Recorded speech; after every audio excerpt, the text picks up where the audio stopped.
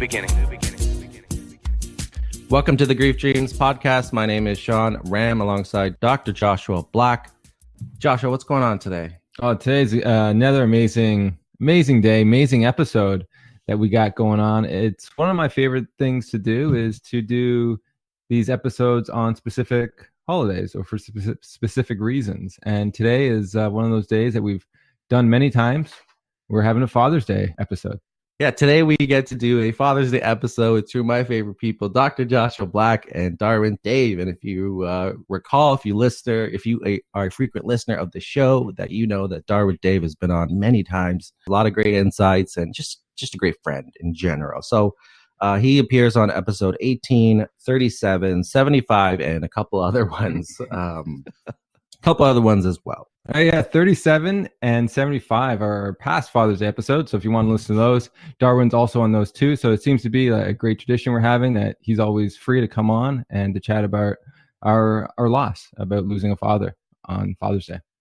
So there's been some exciting events happening recently, and we wanted to touch upon those. And number one is that the Toronto Raptors have won the NBA 2019 championship. What? Say it again, Sean. I don't think they heard you. The Toronto Raptors are champions, ladies and gentlemen. And Joshua Black and myself have been fans since we were born, pretty much.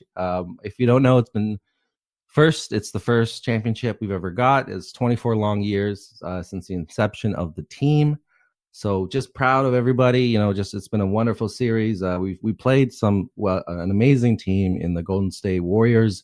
A true champion, and you want to take it from a true champion. Sorry for the injuries that KD and Klay Thompson had. That was unfortunate.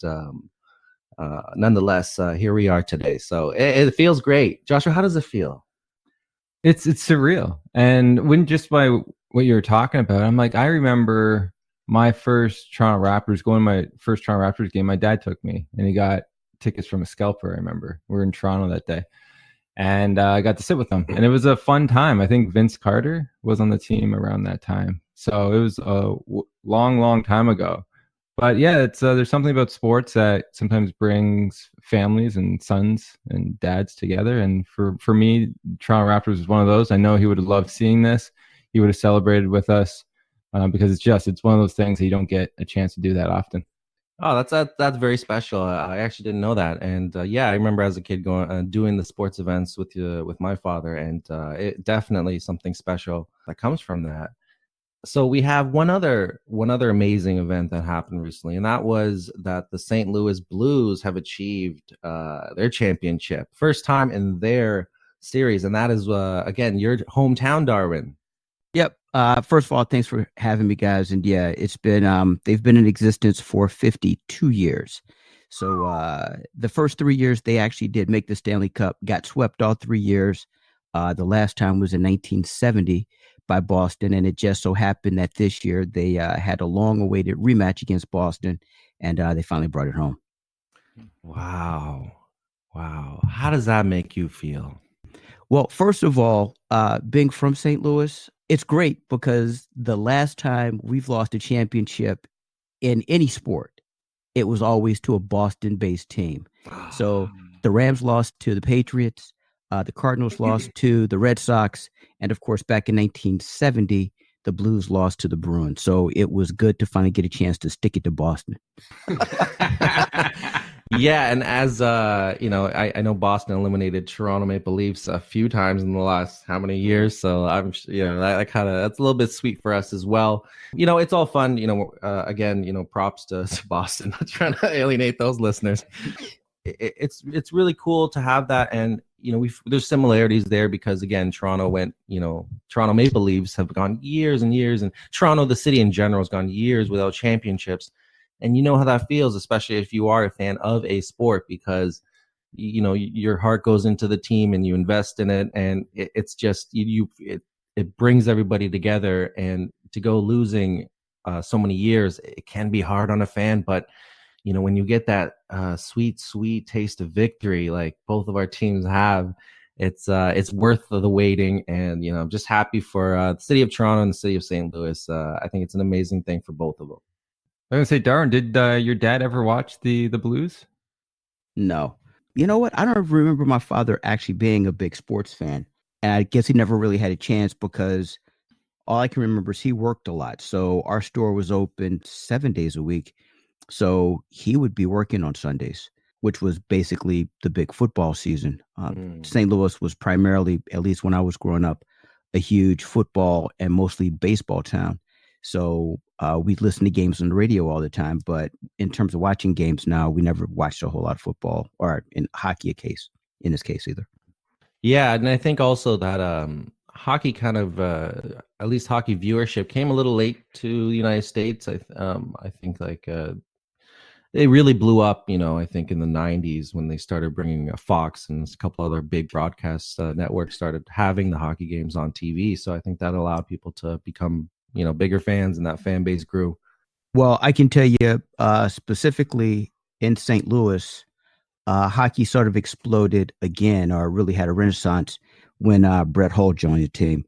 There was some talk before he came, I guess right after he got there, that the Blues were actually going to be sold and moved to Canada. They were going to move to Saskatoon, believe it or not. There was a big brouhaha about that for a couple of months, and the team was finally sold and remained in St. Louis. Wow. Yeah, I remember those Brett Hall teams, phenomenal player. And again, like I don't watch hockey that much, but I'm surprised when I heard that, oh, well, this is the Blues' first championship. In my head, I'm like, man, I remember them having amazing teams. But, it's just that's how elusive it is to get a championship. It's hard and difficult. And again, that just makes it that much more sweeter when you do achieve that goal. So one thing we were talking about before the show was there was a lot of Raptors players who had deaths in their family, specifically their fathers passed away, and also at a young age. And talking about grief, loss, and dreams, that's something that we like to obviously unravel a little bit. So let's get into that. So I'm just gonna speak briefly about who these players that we wanted to highlight. Number one, obviously, Kawhi Leonard. His father was killed when he was 16. He was shot at least 10 times and was pronounced dead at the hospital. So they had a family car wash that Kawhi used to work at, his father used to work at, and that's where he was killed, at the car wash. And his father was 43 years old. Fred VanVleet, another player, his dad was shot in 1999 when Fred was only 5 years old. His dad died during a drug deal in an inner city apartment where he was shot to death. And lastly, Pascal Siakam. He was in college at the time when his father was killed in a car accident. A note on this was he wasn't able to attend the funeral, and that was something that he regrets and wishes that he could have done that. He was in the United States playing basketball at the time. So these are three basketball players that have faced this type of loss in life, like many of us have. I just wanted to get your guys' thoughts on that. Both of you have lost fathers, and do you see any similarities in these players? We'll start with Darwyn. Thanks. No. Well, yeah, when you talk about being young and having a figure in your life that's supposed to mold what you're going to be like or help you to grow, it's sort of difficult to lose that. I know for myself, moving forward, you don't know what you don't know. So you don't know what questions to ask. You don't know who to go to.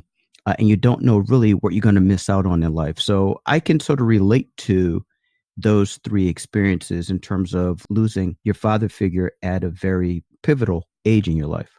Absolutely. And you see, like, these guys are obviously young, other than Pascal.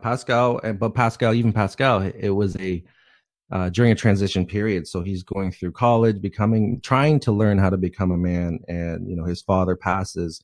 And you talk about Kawhi Leonard, he was also young in high school when that happened. Fred VanVleet was 5 years old. So all these are, important times in a child's life where these deaths have occurred. Joshua, let's talk about you. What do you see in this as similarities or things that stick out for you? First, before we go to my story, Darwyn, could you just remind the listeners on how your father died?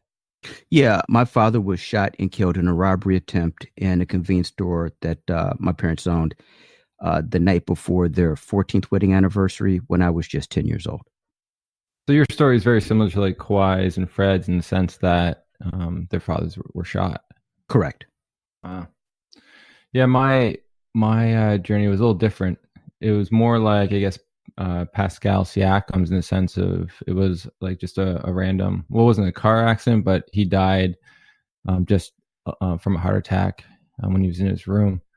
And that was it. So I was 24 at the time, and it was such a big shock. But I look back now and looking at some of these stories, and it's amazing how far these players have come in their life without a father. Like they probably had other male role models that have helped them along the way, but that person that like you really want to impress, to make them proud almost of the sacrifices that they've done, they're just not there to celebrate some of those things. And hopefully we'll talk about that soon, about celebrating big moments, because for Fred and Pascal, this is the first championship for them both, right, Shawn? Yes. Yeah. Yes. So like for them, Kawhi's had one championship prior with the Spurs, but for them, like I can only imagine the joy, but also the sadness that is going through them at this moment.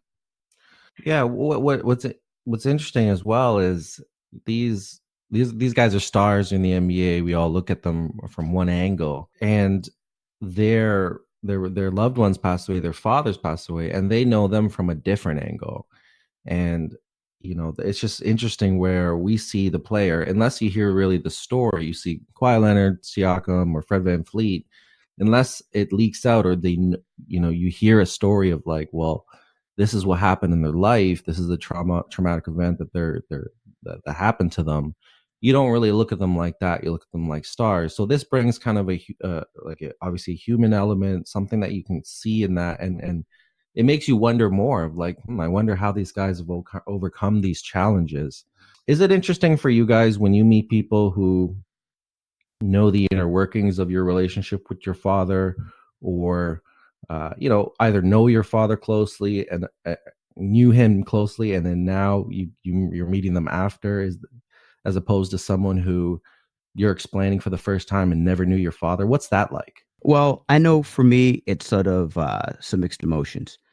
One of the things that my uncle, my father's brother, had always told, well, I shouldn't say always told me, but one of the things that he mentioned to me probably about maybe 10 years ago was that he thought that I would be like my dad and have my own business, sort of like my father.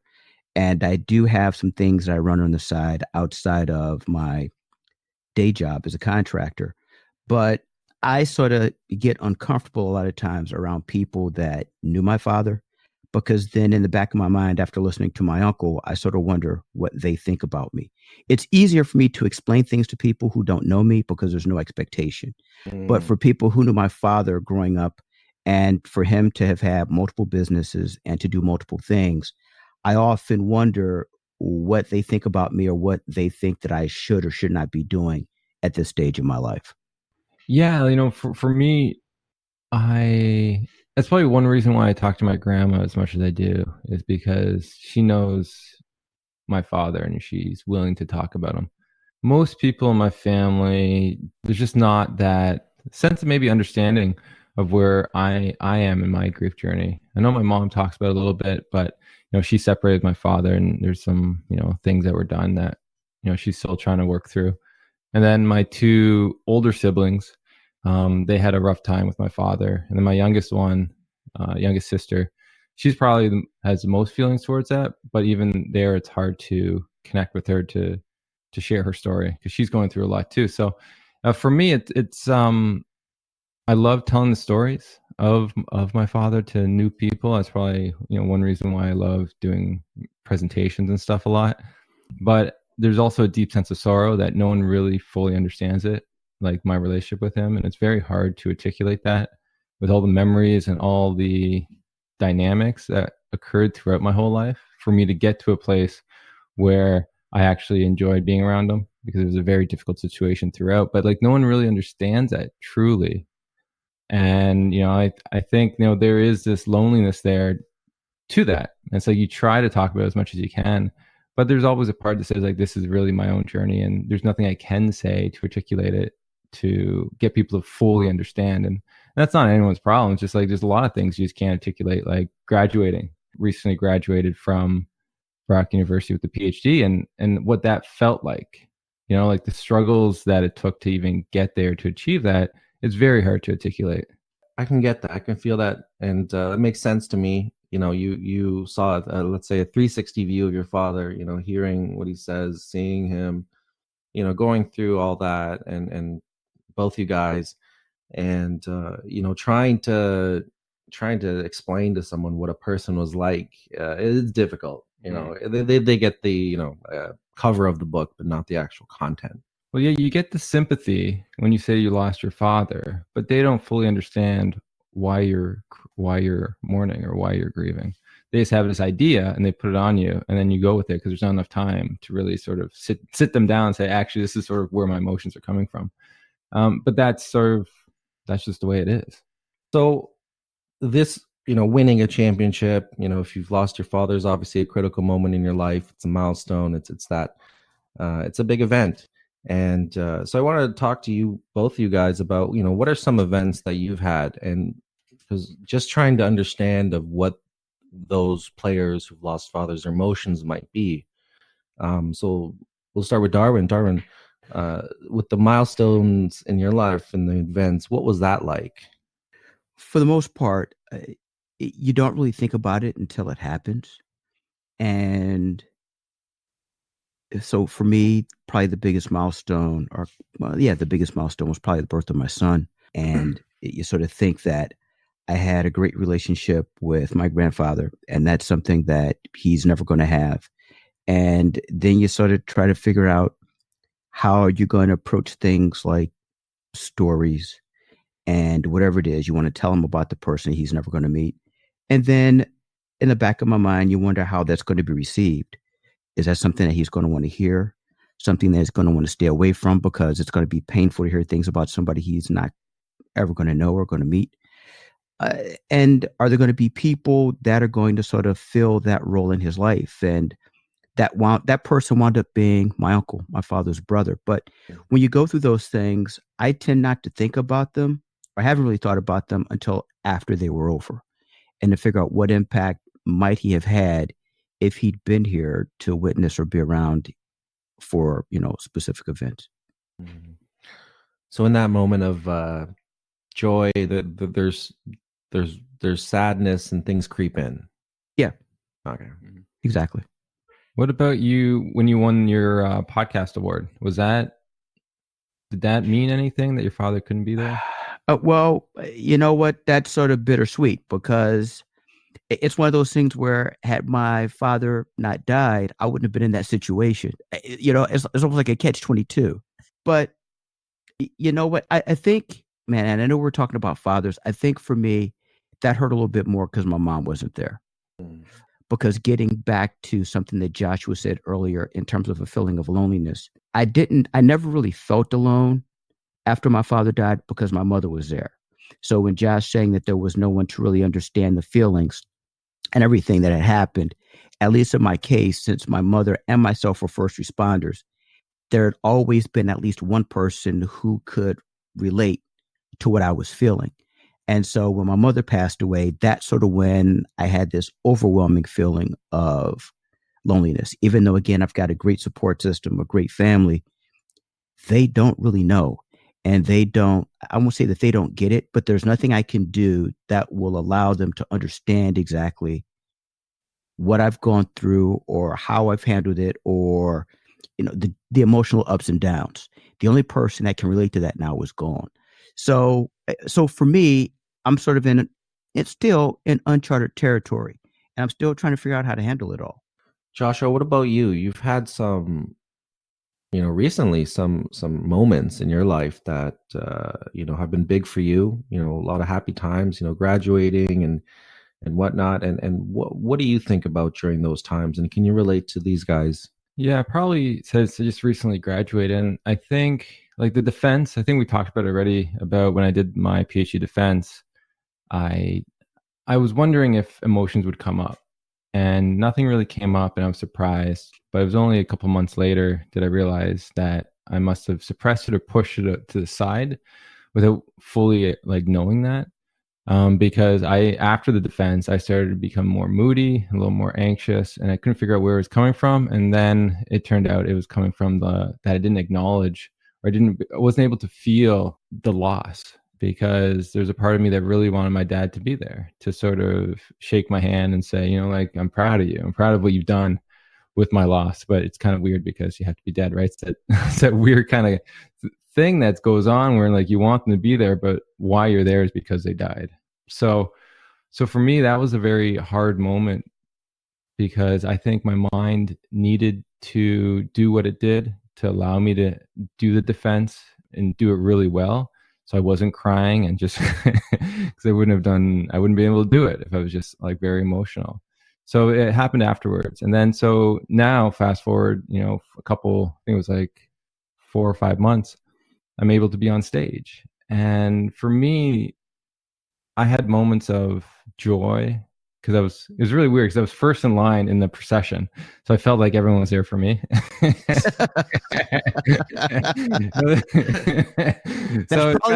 That's probably because your name came first alphabetically. No.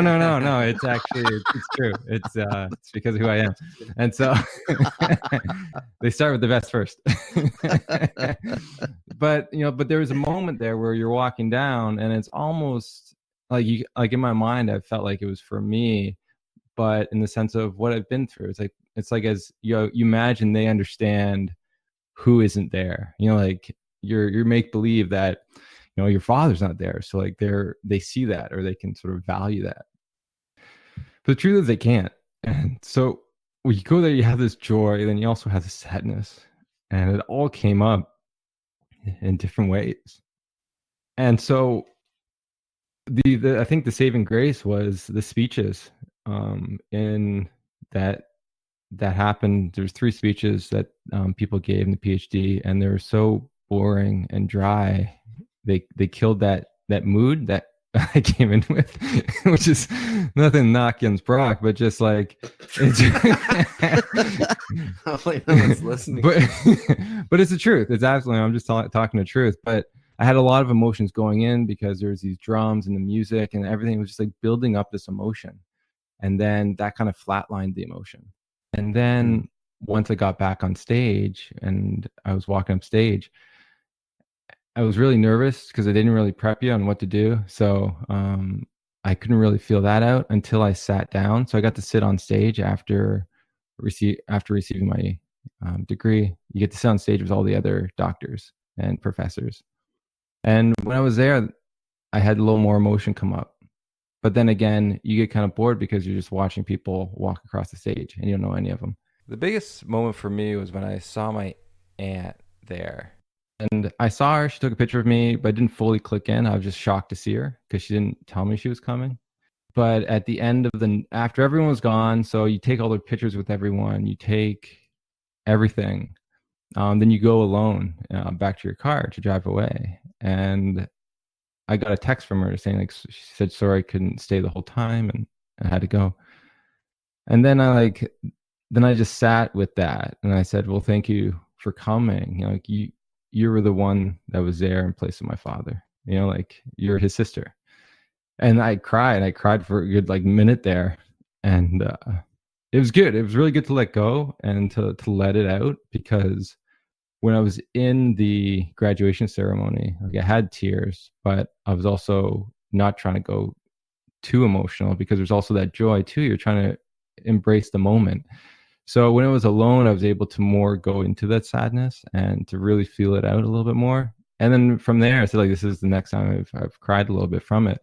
But it's just it's a lot, and you're just processing in the moments in which they come, and you just really don't know. So that's why, with these people who've won championships right now, they're probably feeling a lot of joy. They're getting drunk. There's a lot of celebration, but it's when when they're going to be alone, that's going to hit them the most. I know even with Siakam, he writes R.I.P. Dad on his shoes as a way to memorialize his dad every time he plays. And, with the PhD, the whole thing was really, it's a part of my dad. He's the one that, died, and I had the dreams of him.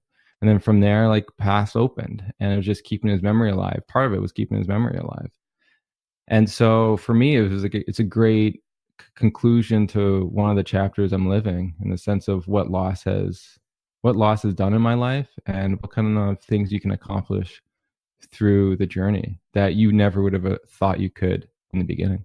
So, getting back to this, I know that pre-show, Joshua sort of reached out to me and asked me if there were any Blues players that had lost their fathers.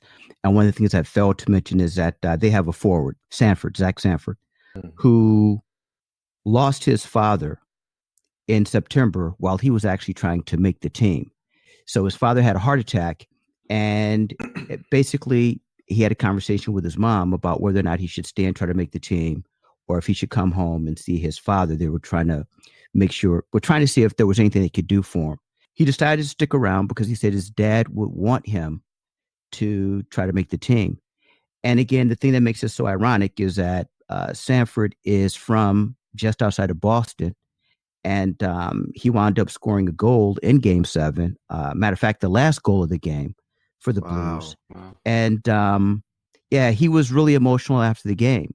So to think about the person who taught you the game, who coached you up, who was the inspiration behind you trying to make the team after being traded in your rookie season, after what he had the first year he played with the Blues, he wound up having a dislocated shoulder. When he came back, he had a bruised lung. And then this year, he's fighting for a spot in the team. And to have that all come to fruition by, being able to raise the cup over your head. I just sort of get inspiration from people sort of like Joshua and from Zach Sanford, who have been through things and find a way to persevere, man, to just, I won't say to get it done, but to find a way to persevere and to honor those people who have invested whatever they've invested in you. And sometimes, man, that's all that keeps me going, to be perfectly honest with you. Yeah, that's a great point. I was just thinking during the chaos of sports and NBA in a championship type setting, I would imagine that focus is the number one priority, and trying to play your best and going back and thinking about those things that bring you back down to kind of be able to focus yourself, that ground you in this time that's so chaotic. And I would imagine thinking about your loved one that's passed and about your father that's passed away, players can use that to kind of ground them, help them think about what's the most important. And even in just reading about Pascal Siakam's life, he says that he used to discuss with his father, this is for the whole family. This is what drives me. Right. But most of all, for my dad, I still think about the conversations he had with me and my brothers. He was so excited talking about basketball and the NBA. And I just thought that was interesting that, using that as a kind of motivation to kind of stay level headed and propel you forward. Have you guys had that, or do you guys, does that resonate with you guys? Actually, for me, it does. There's no greater example when you're saying that. There's no greater example for me, since we're talking sports, of Michael Jordan. So after his father gets killed, he leaves the game for a couple of years, and he comes back. And I don't know if you remember watching that series, but when they finally win it again, it's him with the Larry O'Brien trophy laying on the floor, and he's just weeping, just crying uncontrollably. So to think that the reason that you come back might be to honor the person again that you've lost, or to use that as a driving motivation to complete whatever it is you're trying to complete in their honor, or because that they will want you to be a certain something or to do a certain something, and then to achieve that, and then to just emotionally let it all go is amazing. Yeah, and this especially the St. Louis player Sanford, his father recently died. So Yeah. he's got to decide and think about this. Like, his father obviously saw his journey, saw him play amateur hockey, go through the professionals, probably really proud of him. And to lose someone, obviously you're in the professional sports and now you lose someone, that's hard on its own. But he decided to kind of use that as a motivational chip and say, well, I'm gonna do this for a different reason. I think that goes along with making sense of the world. You know, Kawhi Leonard said something very interesting in an interview where he said after his father died, he realized that, like, you know, basketball is basketball, but life is life. Like, you know, they're separate, and, you know, basketball's a game, but like life is where is most important. You know, you want to be with the loved ones and be happy and just have a successful family and all that.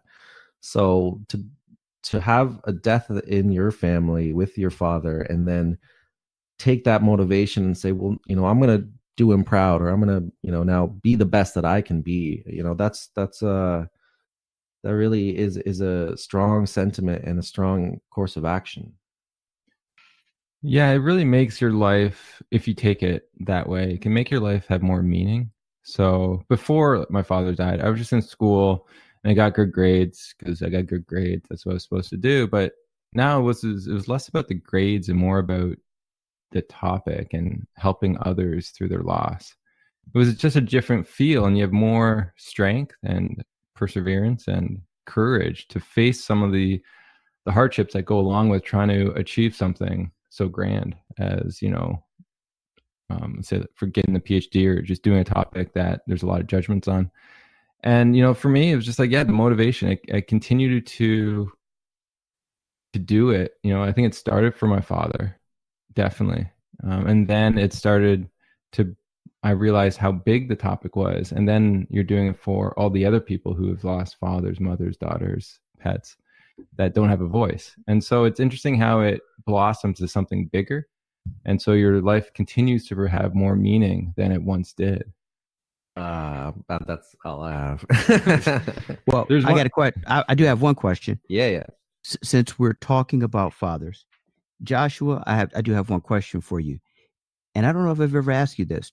If you had never had a dream about your father, what would you be doing now? It's a good question. Oh, I don't know. I wouldn't be here to tell you that. Yeah, I don't know. And that's how scary that is almost, right? Like you don't know. Because my life changed so much. I wanted to be an elementary school teacher, but then after he died, I decided I didn't want to do that. So I was in that limbo phase where it's like, who do I want to be? Who am I?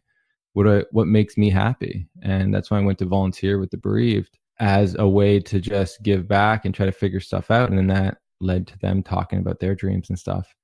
So yeah, like I wouldn't be here. I know that.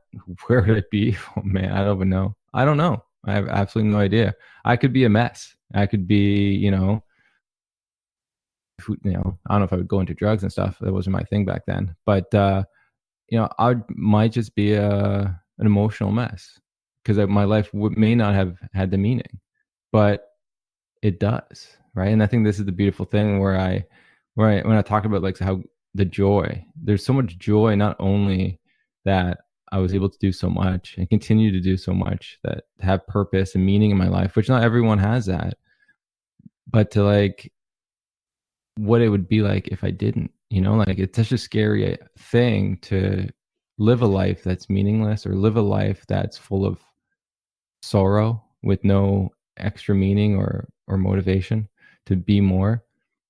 So that's why that's why the joy, there's a lot of gratitude there that, you know, through this, I found a way, you know, I found a way to give my life meaning that I wouldn't have, not to this extent anyways, if he didn't die or if I didn't even have those dreams. It's crazy to think about though, right? Like how your life completely changes because of a death. And like our friendship, we never would have met, you know, like I don't think we would ever met. Right. So it's just like, it's amazing to see what opens up when you start walking along this path and start talking about it, because really that's all it is. You know, we all had the courage to start talking about a topic that society kind of puts down or shushes you on, but we all sort of decided, let's talk about this, and then we found each other through just talking about it. And I think, you know, there's something beautiful about that, and I know it's helping with my process of the grief, is being able to talk about it. As you sort of just heard, like I cried a little today and it needed to come out, and it allowed me to feel. And that's what we need. And we need to feel, like, especially on Father's Day, if you've lost a father or someone that was a role model to you, to be able to feel is a very important part of the grief journey, because as we're talking, there's not a lot of people that can get us. But you still have to find a way to express those emotions. that, are probably desperately trying to come out. I know, like, it's not every Father's Day I cry, but today I did. And it's just like allowing yourself to do that and be there and be okay with that. And it's not about, as I know, Darwin, you talked about, it's not about finishing the race. There's no race to finish when it comes to grief. You just process it when it comes out. That's really all it is. Acknowledge it when it's there, process it, and then continue to move forward and hopefully find meaning as you walk and you talk to others. Well said. So there is one thing that as we wrap up the show is rather than ask about what dream you'd want to have, Darwin, at the end of all this, we know that many times you've said dreams. But what dream would you think the St. Louis Blues player may want to have this weekend if he could? Probably a picture of him and his dad on the ice holding the cup. As I watched the celebrations after the game, after they passed the cup around everybody, a couple of the players did, in fact, have their families come down and they took pictures together. So I think that he would want to have that opportunity to have his dad either come to him and tell him how proud he was, or to come down and they have simply a picture with the Stanley Cup. It's not something as simple as that. Nice. And you in the crowd? Amen. Always.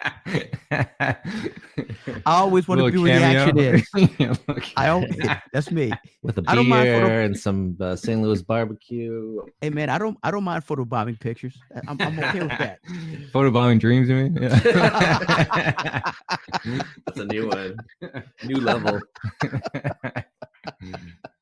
It's funny. And but you mentioned something, right, about, knowing that the father's proud of them, is how big that is. And I sort of see that too with Pascal Siakam. The one thing he does say is, people always tell me, I know he's proud of you, but he says, I kind of want to hear it from his mouth. That would be really cool. Yeah. And I'm like, well, for him, it'd be great for him to have a dream of his father telling him that he's proud of him, how far he's come. And they congratulate him on the championship. Just a short dream, but just enough to hear those words from his father. Maybe get a hug, but not in the stadium. Probably back in where does he live? Where is? He's from the Congo. Yeah, the Congo. So back probably there.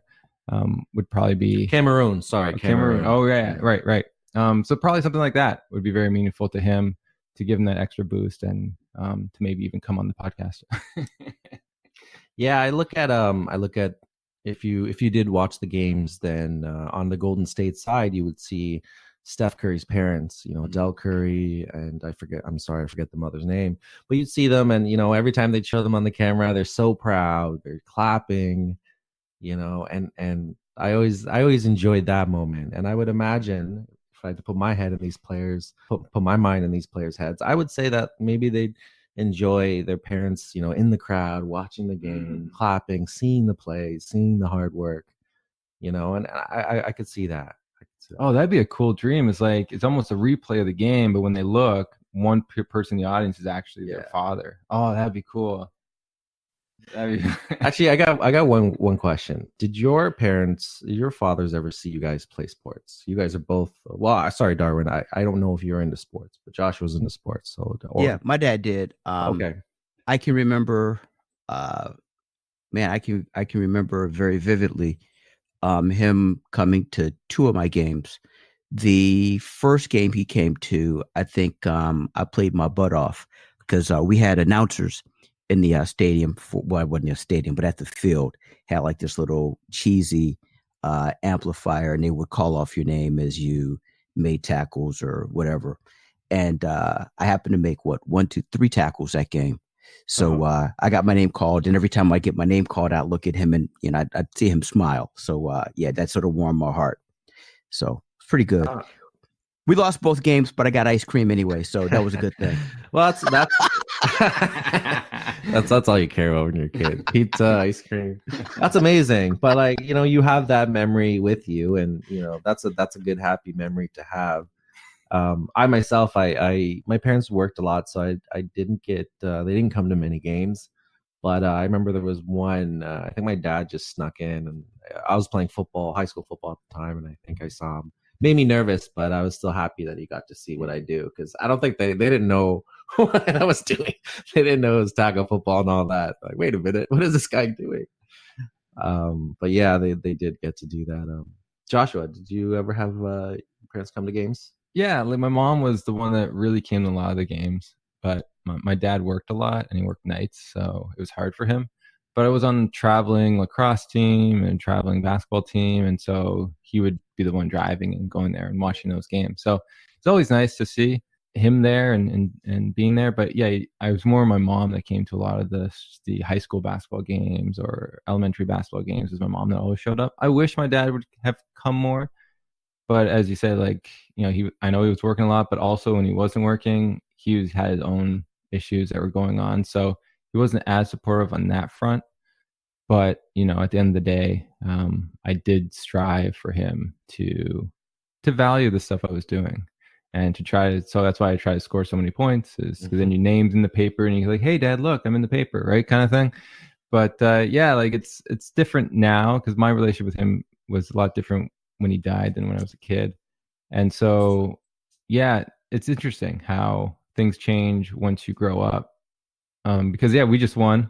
Shout out to our co-ed rec championship. We just won a championship ourselves. So that would have been cool to tell my dad about, and what that would have felt like, because it would have been on a different kind of playing field. I wasn't doing it for him, but it was just like, hey, I won. And like, he would have been like, oh, good job, man. That's great. How many Do you points get a ring for that? No, we got a hat though. What? It's champions. It's not in the budget. Hamilton Darwin. champions. Bam. Not in the budget. No parade, no ring, no banner. Man. Oh, man. I wish, but it's all right. Hard work, we'll just live through the Toronto Raptors as they do their parade. But this has been good. Any closing remarks, guys? But it's yeah, for me, in terms of doing this episode, it just seems to be, I don't know if it's ironic or coincidental, that all these things, cities winning first championships in a specific sport, people losing their dads, Joshua graduating the weekend, and it all culminates really on a Sunday meant to honor the most important man in your life. It just, I don't know if the stars are aligned, but it's just a great thing to see people be able to achieve so many different things in spite of what they faced. So, yeah, my hat's off to all the athletes involved, and especially to Joshua. If nobody's seen Joshua's picture of him walking across the stage, I will say he looks good in red. So, again, congratulations, Joshua. Thanks, Darren. Appreciate that. The only thing to say to maybe listeners who have lost someone is to feel it out. As I was saying, I think it's very important. And you can always email us or Darwin. I know Darwin's always good with that. If you ever want to chat or just send us a message about who your father was to you, we're here to listen to that. And if you know, maybe you haven't lost a father, but you know someone who has, I always say just reach out and just give a message. Say, I know this may be a difficult time for you, and just say, like, remind them that their father did die. Because I know, like, if someone did that to me, I'd be honored that they remembered them. And then it may touch me because so many people have forgot to say that.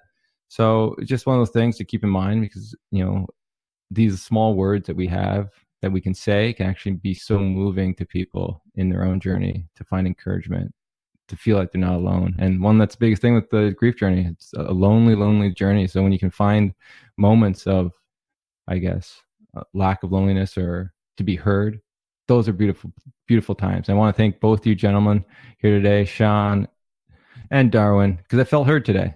And I appreciate that. It means a lot to me, I got to say, because I know it is a lonely road, but with you two guys, it doesn't feel as heavy. Thanks. I appreciate it. And to add on to what you just said, Joshua, a lot of people who are out there listening, sometimes you think that people don't want you to mention their loved ones, and nothing could be further from the truth. Sometimes they want you to acknowledge the fact that those people did in fact exist and that they were a major part of their lives. And they would just simply love for you to tell them a story or whatever it is about that particular person. So don't shy away specifically, well, on any day, especially Father's Day, Mother's Day, but it doesn't really matter who the loved one was. feel free to mention them because, again, sometimes that's all people want is just to make sure that their loved ones are acknowledged. It was really enlightening talking to both of you, and I enjoyed the conversation. The Father's Day ones are unique, and the Mother's Day ones because they touch on your own losses, and that's something that we can learn from. And you guys, talked about we talk about sports and we talk about these players, and I think that if there's one thing that these players show us is that like life is bigger than sport. It just is, and it's like they've entered in different reasons for doing it, and I really like that. Like they're thinking about the legacy and they're thinking about the memory of their loved one and using that to kind of help them remember what's important, and that's a beautiful thing to see. And I had a close family friend, like a brother to me. His father passed away recently, and I was talking to him, and he was talking about how after his father's died, he was kind of focusing on, legacy. He was thinking about that. He was thinking about his father. Another thing he said was, he's not married, and he wished he had gotten married before his father passed. And it's those type of things that kind of again, yeah, you take an internal look into yourself and into your life, into your setting, and maybe you throw away some things that aren't as important anymore. Maybe you make changes in your life. And I think that's good to reflect on. It's good to reflect on, again, those loved ones that you did hold near and dear and that you cherish in your life. Yeah, it's interesting about the legacy, Shawn, because I think that's one of the things that his legacy is actually working through me. So his life is becoming more meaningful with the stuff I do. And I think that's interesting to even think about, because without that, like his life wouldn't be as much. So yeah, it's very interesting how like their legacy works through you. So like you're actually representing him, or I'm representing my dad in a way to give his life more meaning also. Yeah, it's like, you're connected, obviously. You're the same genetics. It's your father, it's your parents, and it's something clicks, I guess, where you just think that like, hey, it's me as well. At the end of the day, he's in me, and that's a part of it, and it's continuing that narrative, continuing that familial narrative, if you will. So gentlemen, we'll start with you, Darwyn, Dave. So we know we got the podcast Dealing with My Grief. Would you be able to tell the listeners where they can contact you and get that information and listen to the podcast? Sure, no problem. You can listen to all episodes of the podcast at dealingwithmygrief.com. You can also email me at Darwyn, DARWYN, at dealingwithmygrief.com. And most recently, I've got a phone number for the show. So if you want to text me or call me, you can do so at area code 240-778-5200. How much do you charge per minute? Hey, man, I'm free. I'm free. I'm trying to pay it forward. I want to call you at 3 a.m., 4 a.m. Will you pick up? Well, unfortunately, I know what your number is, so I may or may not. They're gonna screen me. Oh, this guy, what does the guy want? No, call me anytime, man. Yeah, for you, I'll always pick up. Oh, sweet. I won't do that. Don't worry. All right, so you can check out our platform at griefdreams.ca for more information on the topic. We did add a donation button, and there are perks to those who donate. If you have Facebook, you can join the Grief Dreams group. You can share your dreams or hear more dreams of others. And we are on Twitter and Instagram at Grief Dreams. And as always, well, first of all, happy Father's Day to anybody out there. And as well, we remember your fathers and we honor them if you've lost your father and if you're having a hard time again. We love you. And again, with love and gratitude from us to you.